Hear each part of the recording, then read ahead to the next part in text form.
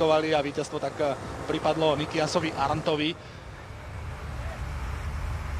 Uvidíme, ako to budú realizovať v závere Belgičania s tou početnou prevahou. Naozaj nemajú pretekárov úplne najrýchlejších, i keď Tom Boonen v minulosti za takéhoto pretekára platil. A tu je Niky Terpstra a jeho ďalší pokus.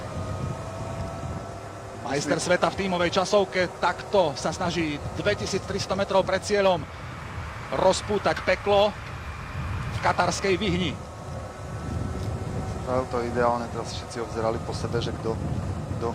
Tak je to Tom Lezer, ospravedlňujem sa. Lezer. Myslel som podľa dresu, že to bude Terpstra, ale je to ten druhý z dvojice Holanďanov. Práve toto je najväčšie nebezpečenstvo pre Petra, že nastúpi takýto, ktorý není nejak pasovaný za lídra týmu a ostatní sa budú nejak obzerať a týmto ho zaskočia. Zatiaľ ostáva kľudný a tak to by bola senzácia, ak by to Lezerovi vyšlo. Ešte to má pomerne ďaleko do cieľa. 1600 metrov, ale nebezpečné to je. Nebezpečné to je. 1600 metrov nie je veľa.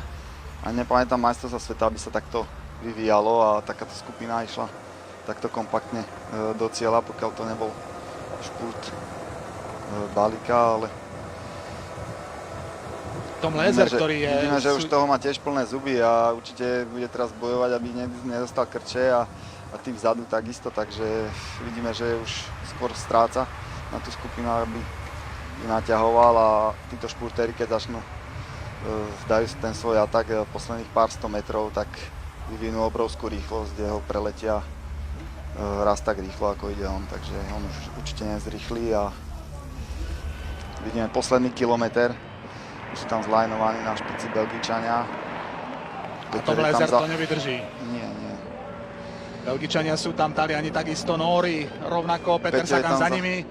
Za Krištofom je tam dobre zabudovaný a dobre to odhadol, si myslím, že Nóri sú tam takí momentálne najkompaktnejší a vedia si to asi tak najlepšie rozísť a Petrové obrovské zrýchlenie na posledných pár 100 metrov je neskutočné a pokiaľ bude mať ozaj... A je tu záver pretekov, Taliani sú tam vpredu s dvojicou svojich pretekárov, Nicolo na druhej pozícii, ten bude zrejme finišovať rovnako Tom Boonen, Mark Cavendish je tam takisto. A kde je Peter Sagan, je tam...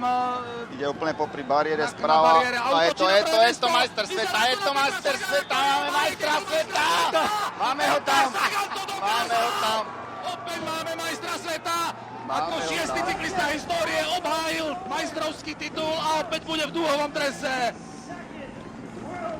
Tak to je bomba. Vyzerá, že sa nezatýkal. S obrovským prehľadom.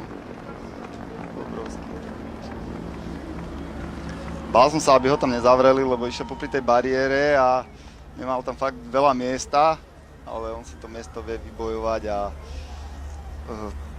takou technikou, ako má on, nedisponuje nikto, žiaden pretekár, takže... Tak to je fantázia. Slovensko má športovca, akého nikdy v histórii nemalo a asi ani už nikdy mať nebude, pretože je to najlepší cyklista na svete, ktorý ako keby nemal ani limity.